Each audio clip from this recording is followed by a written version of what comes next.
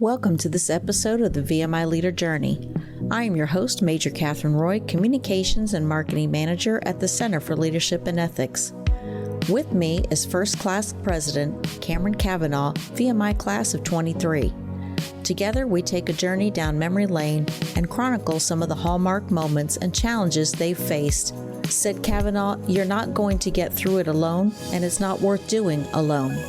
We touch on his deep faith, gratitude, leadership style, and the courage of convictions that he and other core leaders have to lead by example.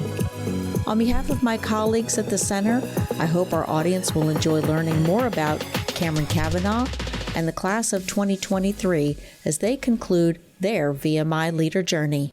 We're with Cadet Cavanaugh, and I'll just have you introduce yourself and tell us a little bit about your background and, in particular, why you chose to come to VMI.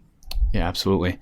My name's Cameron Cavanaugh. I'm a first classman, a member of the class of 2023 here at VMI. I'm from just outside of Reading, Pennsylvania. I'm an international studies major.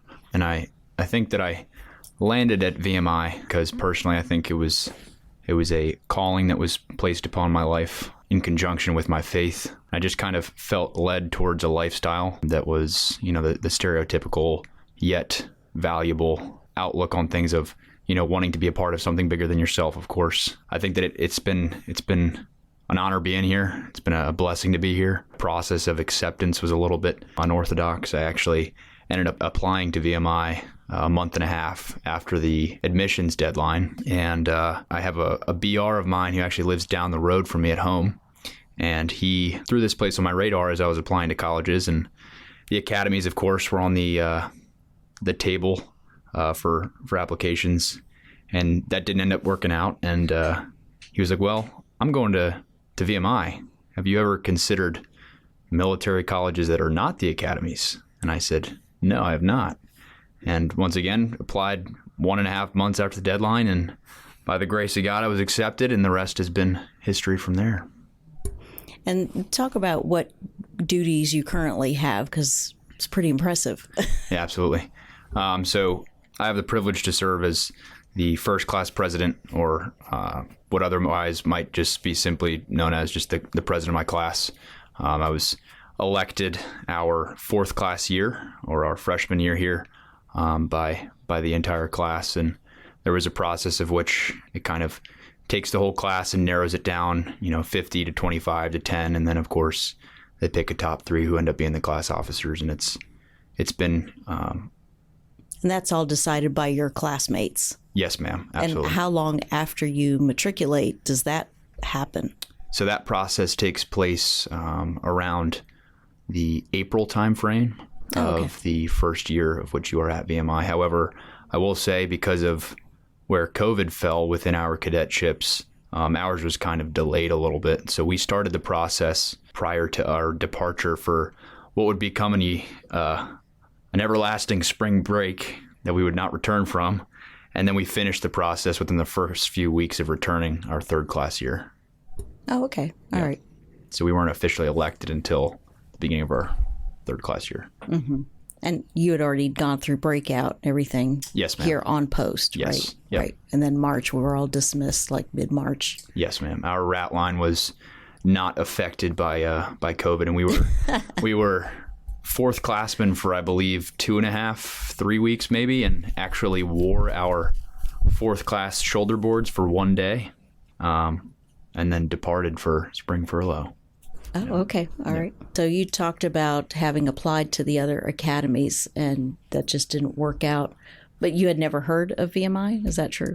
So I had a friend of mine whose older sister had graduated in the class of 2019, and I was familiar through that means of which I got into contact with her, and she was very helpful and informative, and actually set me up with who would become my dyke or my first class mentor. That relationship was one of which I could not have asked to be better. Mr. Braxton Cush was my dyke and my guiding light in some of the lower points of that first year here, along with his roommates. And it was just a very eye-opening and an experience that I was grateful for in the whole mentor-mentee relationship, which is definitely something we pride ourselves at within this VMI world, taking somebody that has experienced years of this institution and somebody who's so fresh and matching them up.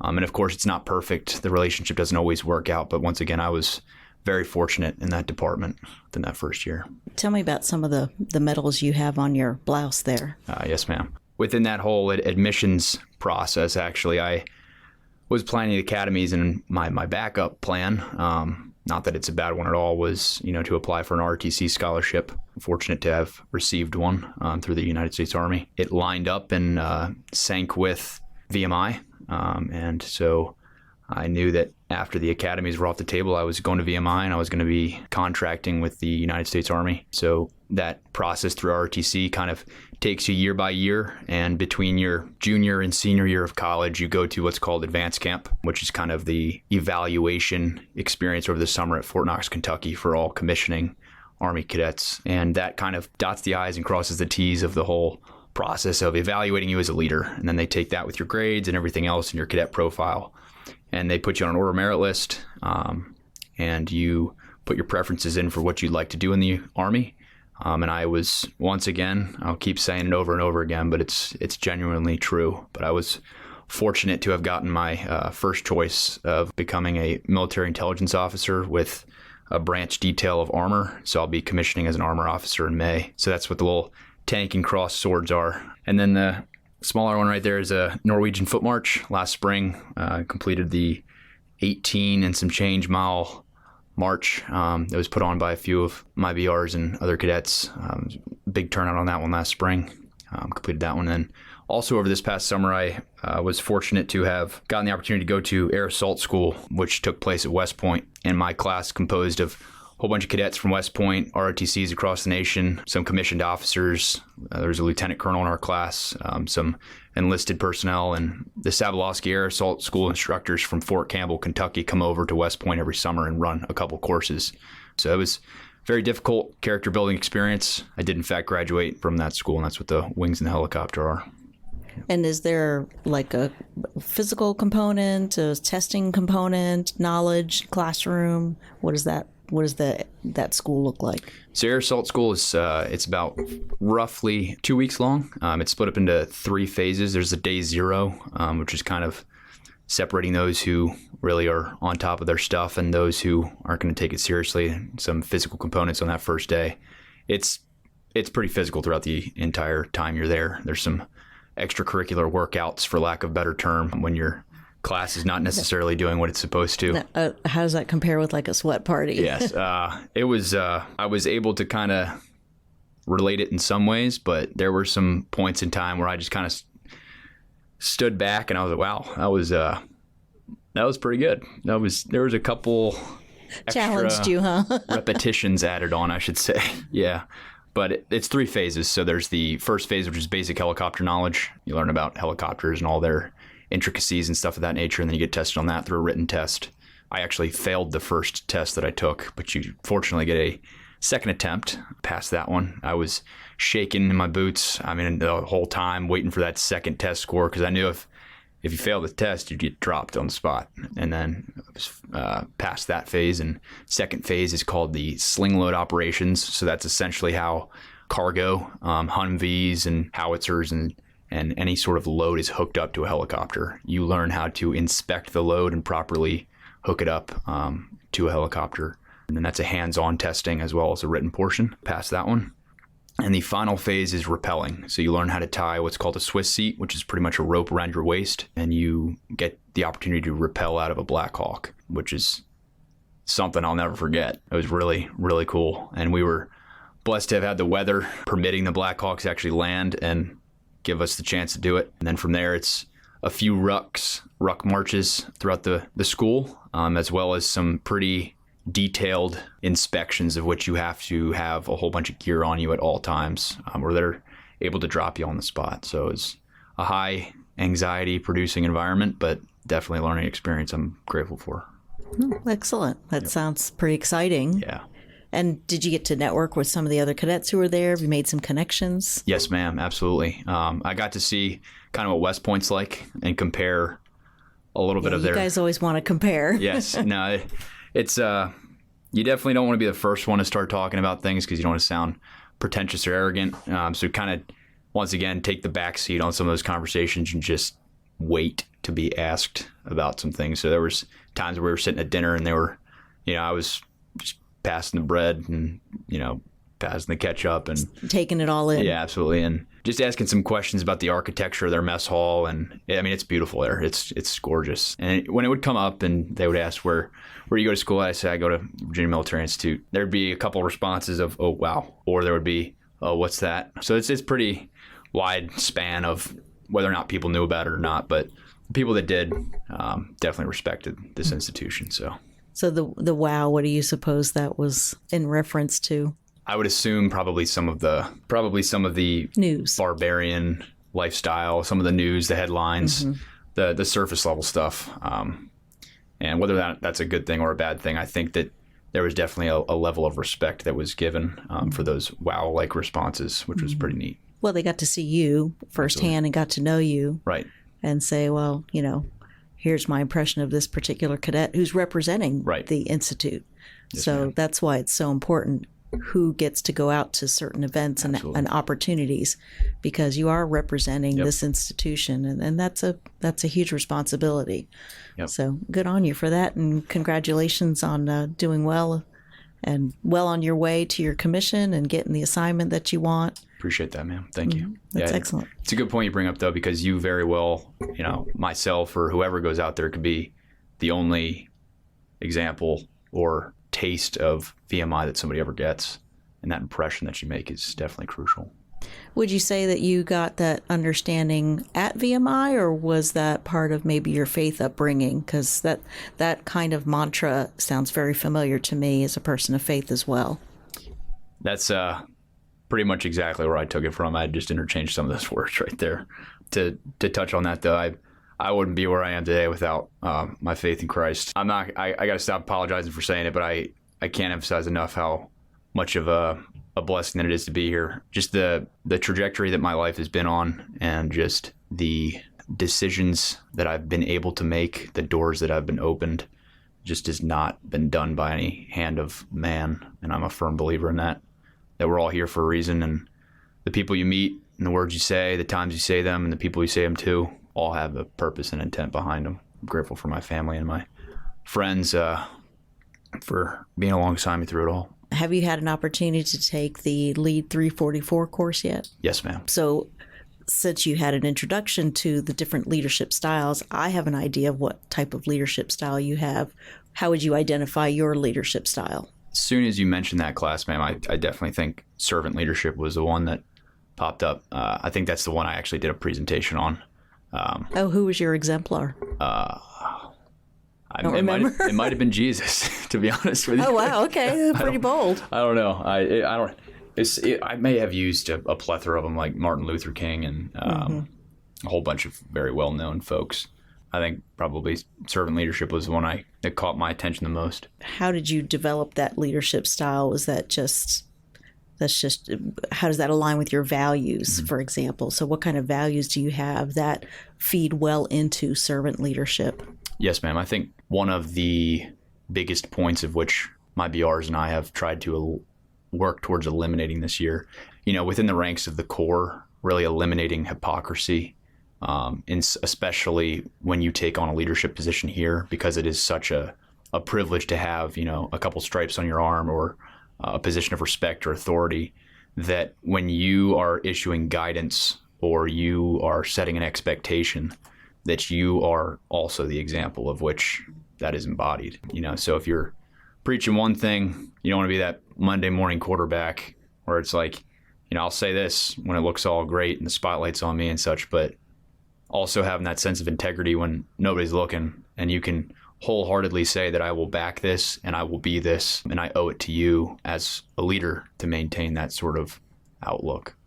So that kind of leads me into my next question or point that I wanted to discuss. The center chooses a leadership theme every year, and this year's annual leadership theme is the courage of convictions, which talks about moral courage. I think in Colonel Gray, when he did his opening remarks for the leadership conference, he talked about courage over comfort. Courage over comfort.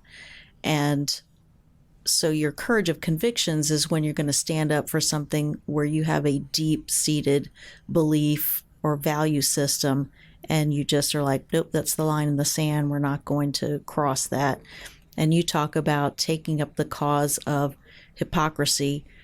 And you mentioned before we started our recording that you had listened to the Lieutenant Shockey episode, and he talked a little bit about that and a lesson that he learned in his cadetship where he didn't exercise the courage of convictions, got himself into a bit of a pickle. I think he was demoted, lost rank or something like that. But it really taught him what was required to not be hypocritical, to say, if I'm going to put out an idea, if I'm going to say this is the standard, that first and foremost, that followership model, I'm squared away. What are your thoughts on that? There's definitely an aspect of needing to have not everything, but at least a few things of which you're not, as a human being, kind of willing to budge on. And you and I, ma'am, had been talking about that prior to starting here, but there's been a lesson I've kind of learned throughout my time at VMI, and it's, as much as I was really trying to convince myself that, yeah, we can get everybody on the same page, everybody will 100%, be at least in somewhat of favor of something. And as much as I genuinely still believe that you need to strive for that with regardless of anything you're discussing, there's also a level of the responsibility of a leader to kind of pick a course to take and be confident enough with it that you're going to stick to it, move forward, and accept the fact that, sure, there's going to be some people that have some quarrels with it, but you just need to be willing to have the conversation with them in the event that you, as the leader making that decision, did in fact make a mistake, that you can admit it, apologize for it if necessary, and move forward. So that comes to the accountability piece. Right. So what we say when we're having discussions in our office is basically, as a team, we all bring our ideas and our opinions forward. At the end of the day, it is the leader's privilege to say, here's the course of action we're going to pursue, Right. or this is the standard we're going to uphold. Absolutely. And then it's our duty as the subordinates then to adopt that order, that opinion, that direction as if it were our own. I guess that's kind of what you're saying, is that has to be modeled out, and sounds like you got a taste of that. Have you encountered resistance with some of the proposals or directions or directives you've given and had to counsel someone? I absolutely have. And there's been points in time where I have felt a lack of confidence in my decision-making skills and a lack of confidence in my ability to make a decision because of factoring in others' thoughts almost too much. You need to be conscientious of what others are thinking and not disregard people completely, because that's just creating a toxic leader. But I will also say that I've made plenty of mistakes. I've thought that something was going to go one way and it didn't. I've thought that something was going to go one way and it did. However, the positive result was not clearly communicated enough, of which others might think it may have been a negative result, which is an error on the communication of what the intent was originally. And for sure, I think one thing, though, I have tried to maintain, not only myself, but the team of my BRs and other core leaders and such, we've tried to stir the pot a little bit, because we can tend to maybe perhaps sometimes just become complacent and satisfied with a copy and paste mentality of how things are always done. And of course, there's an aspect, if it ain't broke, don't fix it. However, when conversations are arising with people having the same complaints over and over and over and over again, I would rather be able to say that I tried something. Right. So when you say stir the pot, would you say you're challenging your peers to, hey, you know what, this has been an ongoing issue. Let's fix this once and for all. Would you say that would be accurate? I would say for the most part. I would like to think so anyway. And do you feel like you have some checks in those boxes? As far as trying new things, yes, I think. Successful or unsuccessful? Yeah, there's been... or a mix?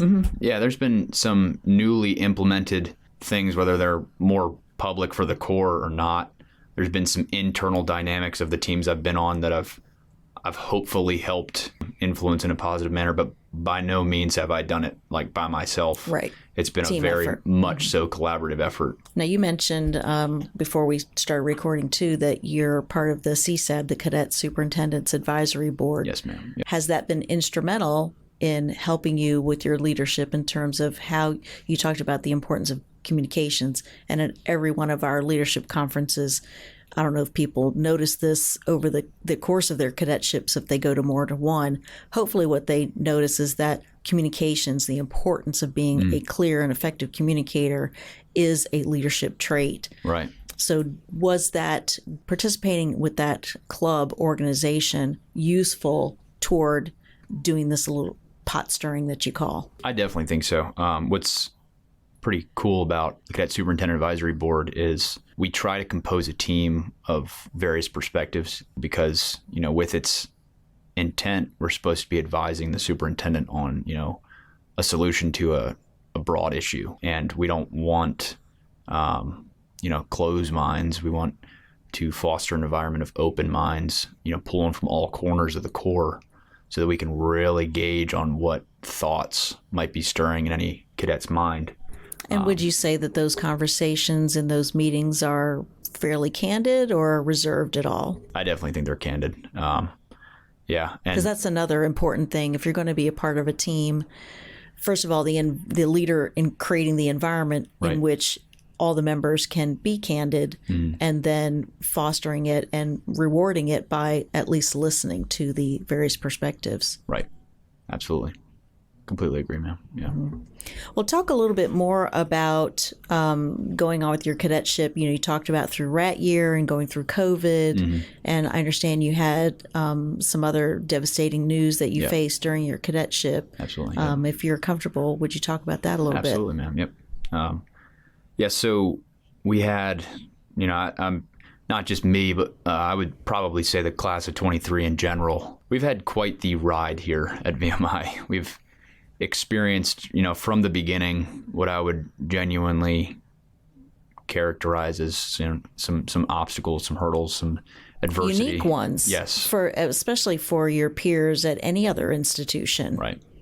Yep. So, we matriculated in 2019, as long ago as that seems, even though it's only having been almost 4 years ago, but we matriculated. We were, dancing around our little rat selves and going about ourselves and, bonding with the first class, our mentors, and, really learning what this place was about and approaching that first break, that first time we were going to be going home on Thanksgiving furlough. That was kind of like our first, step back into a non-VMI world, get to... and seeing who comes back, right? Yeah, absolutely, yeah. And, go home with their little shaved heads, of course, and everybody remembers the first time they see their buddies from home and stuff. Everybody's patting you on the head and whatever. Hopefully you're in a little bit better shape, maybe. Got to rub the peach fuzz. Yeah, right? Exactly. Yeah. So it was, that was awesome. We were all ready to go home and, just rest for the first time, for a week or so and such. And, break was going well. A few days before we returned, my mom got a phone call from my roommate's mother. My roommate, Jameson Clark, and his mother had informed my mother that he had been in a car accident and had passed away. My difficulty in sharing this story is I don't believe that my account should kind of take away from just the impact that it had on our class and the school. Right, you're just sharing your own perspective on how that had an impact on you. Yes, absolutely. So, you're in shock in all. I had personally never really experienced kind of a loss like that. And, for some, it might seem like, yeah, it's horrible. I'm so sorry. But they might be questioning, well, didn't you only know the guy for, a few months or something? But I think what's difficult to articulate is a few months at VMI can feel like a lifetime. especially the purposeful, intentional bonding right. experiences of your class. Yep. You do create very deep bonds in a very short period of time. Absolutely. Yeah. And, for especially the most closely knit unit that you have at VMI is your roommates. We'd been a 4-man room, and, my other roommates, Frank Azzarello and Ben Capehart, our whole company, Alpha Company, and our whole rat mass at the time, and the school, the first class. I mean, just the shattering bolt of electricity that just kind of goes down your spine when something like this happens, and not really knowing what the right thing to do is next. You want to be supportive for each other. You want to reach out to the family. You want to do this, do that, the other thing, and you got to pump the brakes for a second and kind of just let yourself, take it in. And I mean, there's tears and emotions, and that's one of my closest friends in college, for whatever that term meant in our minds at that point. We had returned from furlough, and we were welcomed with what I would say, pretty open arms. We had a meeting, a rat mass meeting with the leadership of the first class at the time. As a night I'll never forget, the first class president getting up there and having the burden of trying to express to us the situation we were in, that one could only hope a class never has to go through, VMI or not. Men within that room, of which I didn't think I would see cry, embracing us, pulling us aside, giving us a hug and offering that hand that was so greatly needed. And I mean, we walked out of there and ended up, dedicating a lot of what would be the rest of the rat line to Jameson, and had, we increased the push-up count by 1. So every time we would stop and do push-ups, there was 1 for our brother rat, Jameson Clark. And, we have since our rat year and such, we've done a memorial tribute every year, and I'm very close with his family. And we have a brick that we got and carried our breakout day. And I heard about that. And I've carried it personally on a lot of, rucks throughout the cadetship and big events and stuff of that nature. And our Dykes class bought us a brick with his name that's on the sidewalk in front of barracks. And, we've really tried to keep his legacy alive and continue on with the class of 23, because he'll forever be our brother rat. So aside from the bond that you had with him, why was he so special? What kind of impact and reach did he have amongst your peers? Yeah, absolutely. He was a goofball. I mean, his sense of humor was one of the forefronts of his personality. Just his ability to make people laugh. He would show you his smile. He was a kind guy. He, at the end of it all, he was looking out for you. I definitely felt like he was, and just somebody you could sit down and have a conversation with. Really dig into some stories and just kind of blow some smoke about life, and stuff. And sounds like he had joy and was he was a goober. A good listener. Yeah, he was a goober, though. I will say, I'm not gonna make that one up. So pranks. Pranks? There were plenty of them. Yep. Good. Yeah, but all for good stories. Well, excellent. Yeah. So then you get through your rat line, you break out, and then mid-March hits, and you've got that, and then just the hits kept on coming. Oh yeah, absolutely. We had a meeting prior to spring furlough, and I'm sure this year or in 2020. 2020, man. Yep. And I'm sure colleges across the world had similar things. But the commandant had pulled us in and was like, make sure you take your textbooks home, and just in case, like maybe we extend spring furlough for any like unforeseen reason or something. I was like, all right, cool. Well, I didn't take like my biology textbook home, and that would be a regret on a few months later, of course, but whatever. And that spring furlough ended up being extended from like March to April, and then April to we're not coming back for the semester, and then from there to, well, this is what your third class year is going to look like. And of course the wearing of masks and the tightening of procedures. And this was a different place that year. And I think faculty, staff, administration, cadets, everybody knows what I mean when I say that. Yeah, we were definitely all zoomed out. And And then the hotels, you guys getting isolated, quarantined and all that. Yeah. And the lifestyle that we live of close proximity that we all are. It's like the contact tracing and all of that was just, it was consuming people every day. And, the concern over, mental health and such. And, it threw a lot of folks for a ringer. We're just trying to all be there for each other. But that was something else that third class year. Any other challenges after that to your class or to the institute that kind of were hallmarks that you'll look back and go, oh, you remember when? Yeah.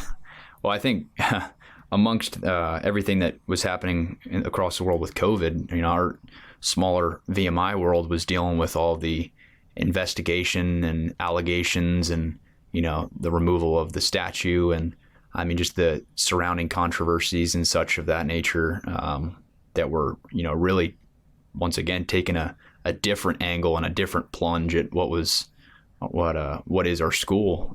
So it was like fighting two battles on, with the capabilities of one front. And that was definitely a time to be here, especially be here, not just be associated with VMI, but like be here for it. Historic. Yeah, absolutely. So as class president, and correct me if I'm wrong, but you've been class president since yes, ma'am. Your fourth class year. Yes, ma'am. What role did you take on in terms of helping usher your class through that? What kind of support did you provide or feel you needed to provide? Right. Yeah. I'll kind of share my thoughts on what I was hoping that I was doing during the time. Yeah. You have to ask a random sampling of BRs what they remember from the time. But I will say our class, having been third classmen at the time, we're actually very fortunate to be third classmen while that was always going on. Because if you look at kind of the big monumental, points within a cadetship, you think of breakout, you think of ring figure, you think of graduation. And third class year, none of those things occur. Right. Right. Mm-hmm. So we were... Yeah, you're just kind of marinating in the system. We almost got like... Focus on your studies. Yeah, absolutely. So, we were just trying to keep our conduct, within the left and right limits of everything that was being pushed down the pipeline and, putting out fires if necessary, metaphorically speaking, of course. But, and, just really trying to look out for each other, pop the head in the room here and there, being like, how are you actually doing? And lending a shoulder for those who needed it. So that's what you and the leadership did, just basically said, hey, let's just divvy this up and we're going to go and check in on everybody. I think so. I think that was, from what I remember, I think that was probably one of, if not the biggest priority, was just, taking things as they would come, because there'd be a new announcement about something or a new way that things are going to be done, or a new procedure, or, oh, look, now we're not having formations every day, or now we're not having this, or now we are doing this, and trying to keep people informed. So that kind of brings us back a little bit to the work that you did with CSAB. I know you guys were talking about the confusing communications. Would you say that these crises highlighted the fact that communications needed to be a little bit more clear and streamlined? I think so, yeah. Of course, there's a facet of needing to manage the complaints of folks. It's always kind of difficult to, once again, please everybody. And I think people complaining about, not knowing information, or, things not being transparent enough to actually understand what was going on. That's always a topic of conversation when you talk about VMI. I think that's always a challenge too, because I think, from what, as a parent, I can tell you that today's kids really want to know why. Mm-hmm. Why am I doing that? Why are we changing this? And so context, you talk about transparency, context would be another word to put with that. Yep. And have you all been able to roll out the communications app or test that out at all? I believe it is in some of the final kind of like piloting stages.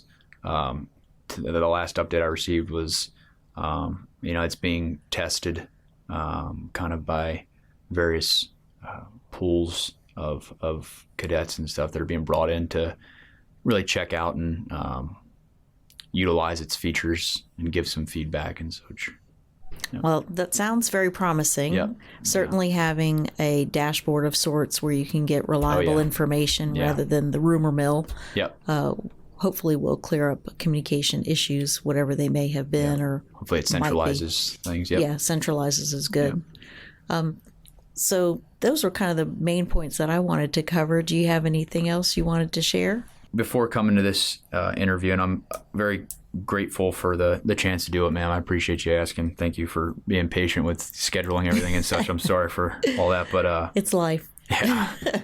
It's just been a year of kind of, we're roughly over halfway and halfway through what is our, my final year here. Lord willing, nothing else goes astray the rest of this year. But it's been I think not only for myself, but my BRs would probably attest to the same, that we've been kind of reflecting, over what it's been like being at VMI. And of course, there's all the little small things here and there that you can, share negative accounts on. But I think the beauty of VMI is really vested in the people. And it's probably once again a cliche. You're talking about the administration and staff and faculty. Yeah. Mm-hmm. Yeah.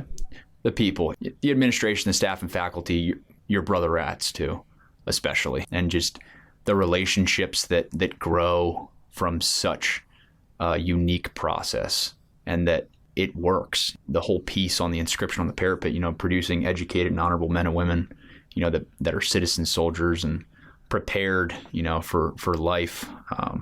The intent of that mission and what we're trying to do here within that process, I think is still intact, with any sort of talk outside of the walls. And, of course, the repeating encouragement that myself and my BRs have of, if you're hearing something about VMI and you're not currently at VMI, I'd encourage you to, really seek out and talk to one of us about what's actually going on, to clear up misconceptions and stuff, because this process and this time, especially at the point in my life where we're closing out the experience, as it's just been a blessing, and just something I think not only myself, but a lot of cadets are, if they really thought about it, are grateful for. This is a special place. And I've definitely learned a lot, just large scale and small scale. And I would say that's an important perspective to keep in mind. And I heard an alumnus say this recently, that she said, my cadetship at that organization was mine. Mm-hmm. It wasn't somebody else's, certainly not somebody who came before me or who came after me. Yep. And I've done some reading up on how we recall these formative years. You guys are young, very impressionable. Life may not have, hopefully has not calloused you too much. And so what you experience when you're over the age of 40, there's actually psychological studies on this, is very powerful. I would characterize that as recalling those memories with vivid detail and maybe some hyperbole blown in there. We had the best this, we had the worst that. Yeah. It's how you recall these ages between about 10 and 30 years old. That's a phenomenon that happens. But to compare your experience, your cadetship, in the time in history in which you're experiencing it, I think does a bit of an injustice to anyone else going through here.